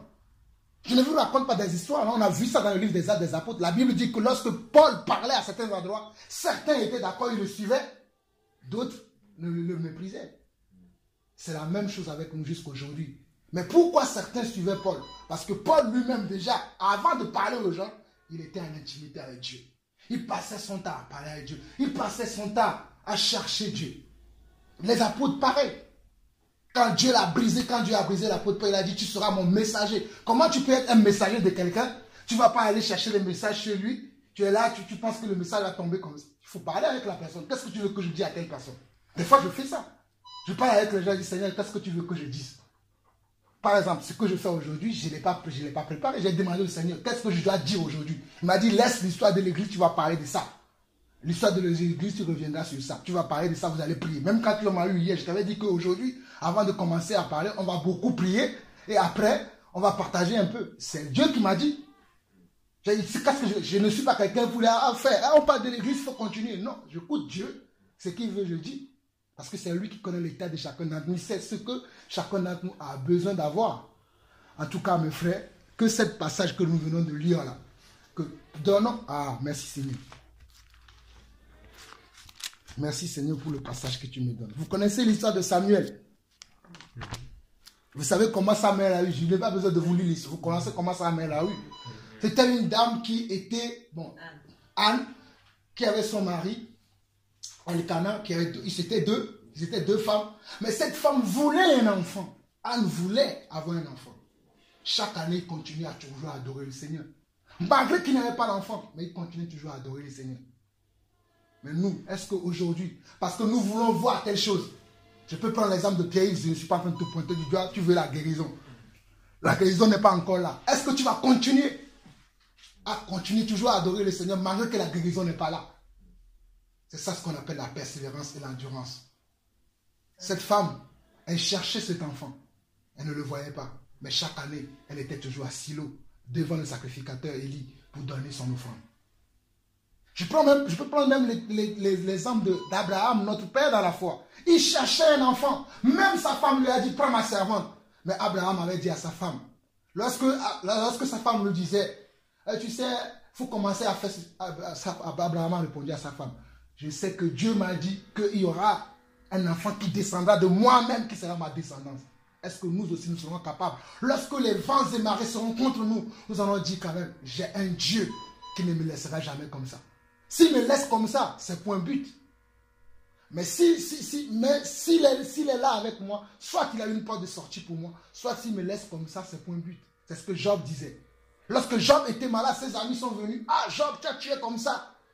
À un moment donné, Job a dit non, je ne maudirai pas mon Dieu. Parce qu'il connaît le Dieu qu'il sert. Et c'est ça qui nous manque aujourd'hui.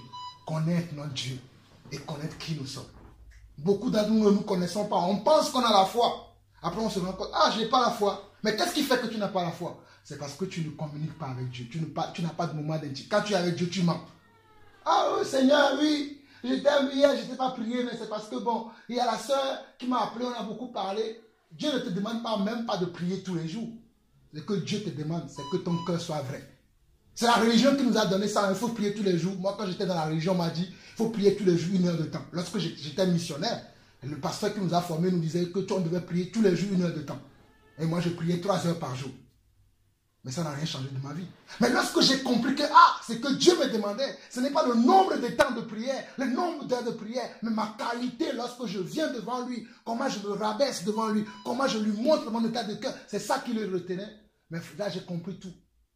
Je ne passe plus mes temps des heures à parler. Bon, ça peut m'arriver lorsque je suis conduit par l'esprit de prier des heures. Mais je ne compte plus mon heure. Il faut que je prie à 3 heures. Aujourd'hui, je dois prier 3 heures. Des fois, avant, quand je priais 3 heures par jour, si j'ai prié 1 heure, je dis, il me reste 2 heures de temps. Donc après, je calcule quelle heure je vais prier. Bon, j'ai prié 30 minutes, il me reste 1h30. Non, ce n'est pas ça. Ça, c'est quoi? La religion. C'est mathématique. Mais il faut avoir un temps. Même si c'est 1 minute que tu as passé avec Dieu, mais que ce soit 1 minute de qualité où tu t'es vraiment ouvert. Même quand tu sors de ce moment de présence, là, tu es dans la joie. Regardez comment on vient de prier là. Nous-mêmes. Vous avez vu, ça c'est l'esprit. On était dans la joie. Pourtant, il ne s'est rien passé d'extraordinaire. Mais c'est parce que nous avons été tous vrais devant le Seigneur. Quel est l'état de notre cœur? Nous l'avons dit. Là, tu t'es déchargé de ce que tu as. Et Dieu te remplit maintenant de sa paix. Tu t'es vidé de toi. C'est pour ça que la Bible dit que celui qui veut suivre Dieu, qui se décharge de lui-même et qui prend la croix de Dieu. En tout cas, mes frères, je ne veux plus ajouter grand-chose. Que cela nous sert d'exemple. L'Église a besoin des hommes et des femmes qui sont des gens qui sont vidés d'eux-mêmes, mais qui sont remplis de Dieu. Je ne peux pas remplir ce verre-là si je ne le vide pas. Et ce qu'il y avait à l'intérieur, par exemple, si je veux remplir ça, il faut que je vide tout ça là qui est dedans et je mets autre chose. Mais si je me dis, bon, il est comme ça, mais je vais quand même le vider, il y aura un mélange. Et lorsqu'il y a un mélange, il n'y a pas de l'authenticité, il n'y a pas de l'originalité. Dieu est l'original. Donc vide-toi de toi-même et accepte ce que Dieu est. Que Dieu nous aide, mes frères. Soyez bénis, je ne vais pas beaucoup parler, c'est tout ce que le Seigneur a mis dans mon cœur pour aujourd'hui. Et vous savez que c'est la dernière réunion que j'ai avec vous. On se reverra dans 1 mois parce que le Seigneur m'appelle sur un autre terrain pour l'instant. Mais que Dieu soit béni pour tout ce moment que nous allons passer. Lorsque je vais rentrer de mon voyage, on va beaucoup continuer dans la suite de comment Dieu va nous conduire. Mais pendant ce temps-là, on a vu beaucoup de choses aujourd'hui. Travaillez cela pendant ce moment-là. Si vous pouvez vous réunir vous-même, si vous voulez faire des choses, mais n'oubliez pas que Dieu veut votre moment de qualité. Dieu veut votre meilleur. Dieu ne veut pas vos restes.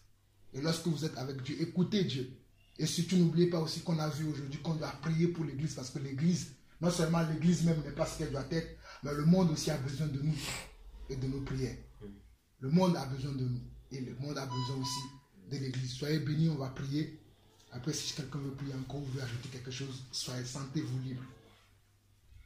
Seigneur mon Dieu, je te bénis, je te glorifie, je te loue encore de ce moment, de cette occasion que tu as permis encore, que nous puissions nous réunir en tant que corps, en tant qu'église, papa, dont toi-même tu es la tête, papa. Père, avant toute chose, nous te demandons pardon, Seigneur.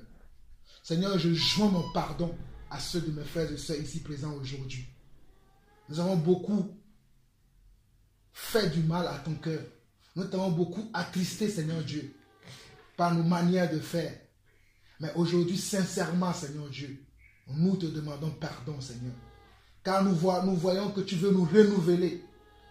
Tu veux nous changer parce que tu as confiance en nous, tu comptes sur nous. Père, s'il te plaît, permets que nous ne puissions pas te donner les restes que nous avons à l'intérieur de nous, mais que nous puissions te donner le meilleur de nous-mêmes, à tout temps, en tout moment, en toute occasion. Seigneur, permets que ce n'est pas quand nous sommes dans les moments difficiles que là nous sommes spirituels, nous devenons spirituels. Mais Seigneur, que nous serons spirituels tout le temps, Seigneur. Peu importe si nous sommes dans les bons moments ou dans les mauvais moments, à chaque moment que nous serons spirituels, Papa. Et quand je dis spirituel, Seigneur Dieu, pas spirituel à l'apparence, mais spirituel à l'intérieur de nous-mêmes, Papa. Où nous communions avec toi, où nous parlons avec toi, où nous nous vidons de nous-mêmes et nous nous remplissons de toi, Seigneur. Seigneur, s'il te plaît, les résidus de la religion qui sont restés en nous, qui nous troublent, enlève-les définitivement aujourd'hui, Papa. Tout ce qui ne vient pas de toi, tout ce qui est une barrière qui t'empêche d'œuvrer dans chacune de nos vies, Seigneur, au nom de Jésus-Christ aujourd'hui, enlève-les, Seigneur Dieu. Car nous voulons voir ta gloire, nous voulons voir ta main agir au milieu de nous. Nous voulons te voir nous conduire, Papa. Mais jusqu'à présent, tu veux nous conduire, mais c'est nous qui t'arrêtons de nous conduire. Aujourd'hui, Seigneur Dieu, nous levons la main sur le frein à main et nous te disons que c'est toi qui mettras le frein à main lorsque tu auras envie de mettre le frein à main. Nous n'allons plus mettre le frein nous-mêmes, mais c'est toi qui vas mettre le frein, Papa.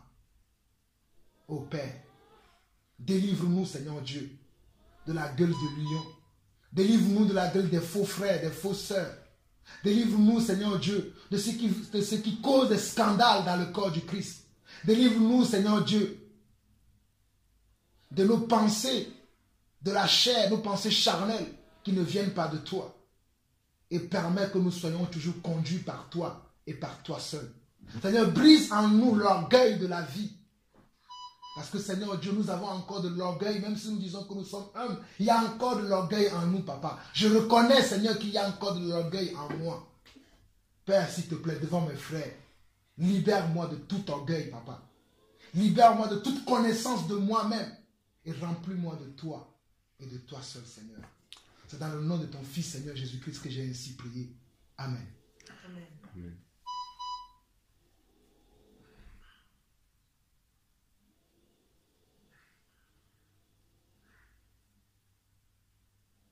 Si quelqu'un a envie de prier, qu'il prie ou chanter, comme selon que vous voulez, vous voulez rajouter quelque chose, selon que le Saint-Esprit vous inspire, allez-y.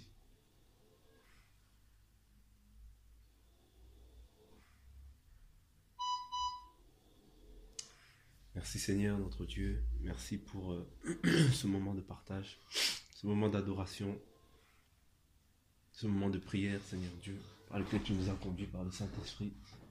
Nous prions Seigneur Dieu de vraiment garder ces paroles qui nous ont été transmises. Seigneur, nous remettons tout entre tes saintes et belles mains et nous prions que davantage tu puisses vraiment nous parler. Que nous puissions avoir un cœur pur, des pensées pures aussi, Seigneur Dieu. Que nous ne puissions pas être dans la quantité, mais dans la qualité, Seigneur Dieu. Qu'en toute chose, nous puissions rechercher ce qui est ta volonté et non pas chercher notre volonté. À ne pas mettre en avant notre intelligence charnelle, Seigneur Dieu. Car c'est toi qui fournis l'intelligence et toutes choses, Seigneur Dieu. C'est pourquoi nous prions au nom de Jésus-Christ que tu puisses nous briser davantage, Seigneur Dieu. Que nous soyons brisés, que nous puissions mourir à nous-mêmes, Seigneur Dieu. À nous-mêmes, Seigneur Dieu, et que le péché, Seigneur Dieu, ne nous enveloppe plus, Seigneur Dieu. Car nous sommes par moments nous sommes par moments séduits par notre propre ego. Seigneur Dieu, j'ai prie que tu puisses vraiment nous briser dans toutes ces choses-là et que toutes ces choses-là puissent être abolies dans nos vies. Seigneur, que tu puisses renouveler davantage notre intelligence, que tu puisses vraiment nous accorder cette pureté de cœur. Seigneur Dieu, pour que nous puissions marcher dans l'obéissance parfaite. Seigneur Dieu, merci Seigneur Dieu pour ces passages sur le sacrifice que tu nous as donné. Nous remettons cela entre tes mains et nous prions, Seigneur Dieu, de mettre ces choses-là en pratique pour pouvoir vraiment t'accorder le meilleur de notre vie, le meilleur de notre adoration. En toute chose, que ton nom soit glorifié. Au nom de Jésus, je t'ai ainsi prié. Amen. Amen. Seigneur mon Dieu, je voudrais te remercier, te demander pardon. Merci pour toutes ces histoires que tu mets dans la Bible et les témoignages aussi qu'on entend des frères, des sœurs. Mon Dieu, on connaît la théorie, Seigneur, mais la pratique, souvent, on l'a pas. On sait que tu as béni Joseph en prison, tu as fait tout ce plan, Seigneur, mon Dieu, quand on dit que une prière peut mettre des années à se réaliser. Joseph, on est vraiment un exemple tellement frappant. Il a rêvé que ses frères se prosternaient devant lui et ça l'a amené aussi à être emmené en Égypte. Mais peut-être 20 ans plus tard, c'est bien ce qui est arrivé. Ils se sont prosternés devant lui, Seigneur, parce qu'il était devenu le maître de l'Égypte, Seigneur. Et on voit des chrétiens qui sont en prison, qui sont bénis. Notre sœur Hélène Béran, qui a passé des années en prison en Érythrée, elle était tellement bénie, Seigneur. Et nous, on a peur. On a peur. Mon Dieu, donc. Et c'est vrai, je sais pas si tu as une femme pour moi, Seigneur, donne-moi cette femme, Seigneur, mon Dieu. Mais voilà, j'avais même peur, je disais, mais. Et si je rencontre une femme, et après, si ça se passe mal, et je me retrouve, je perds ma place au foyer, je me retrouve à l'hôpital, mais on n'en sait rien. Pourquoi elle partirait? Forcément, non. Et puis même si elle partait, que je me retrouvais à l'hôpital, tu sais pourquoi? J'ai emmené Joseph en prison. Il n'a pas rigolé en prison, Joseph. C'était dur. Il ne comprenait pas. Souvent, il ne devait pas comprendre ce qui peut arriver. Tu savais pourquoi tu l'as fait, non? Il y aurait une porte de sortie pour que j'aille pas, que je ne me retrouve pas bloqué, ou si je suis bloqué un moment, il y aurait une porte de sortie, Seigneur. Si tu es vraiment avec moi, il y aura une porte de sortie, Seigneur. C'est l'incrédulité le problème, Seigneur. Je ne peux pas être béni si je suis à l'hôpital ou si je suis... Mais sur un lieu d'hôpital, tu peux mettre dans ma bouche une parole qui va bénir quelqu'un. Tu peux mettre...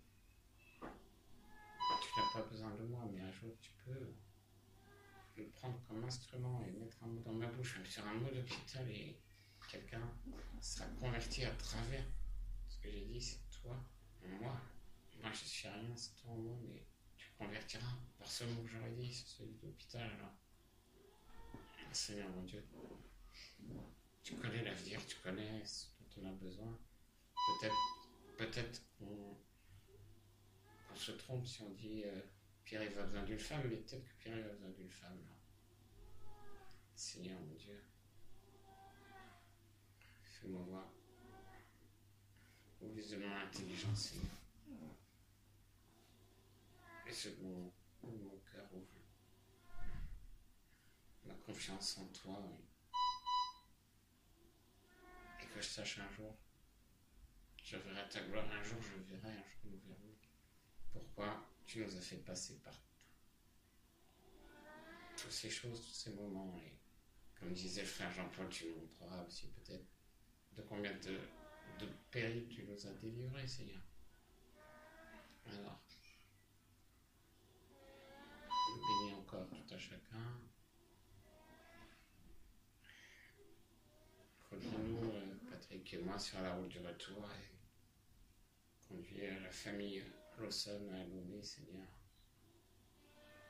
vol entre tes mains, leur vol en avion, leur entrée, leur sortie entre tes mains, et tout ce qu'ils vont faire, tout ce qu'ils vont dire, là-bas entre tes mains, que ce soit, que tout ce qu'ils feront soit pour toi, Seigneur, que tout ce qu'ils diront soit pour toi, Seigneur.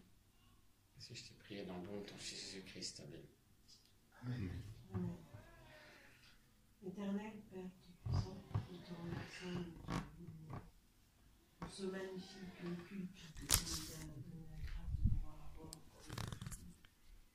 Seigneur notre Dieu, comment ne pas te remercier encore, Seigneur, ne pas te louer et t'exalter, car toi tu es le Dieu, le vrai et le seul Dieu. Que toi tu as le nom au-dessus de tout nom. Je me joins, Seigneur, à la prière de notre frère Pierre.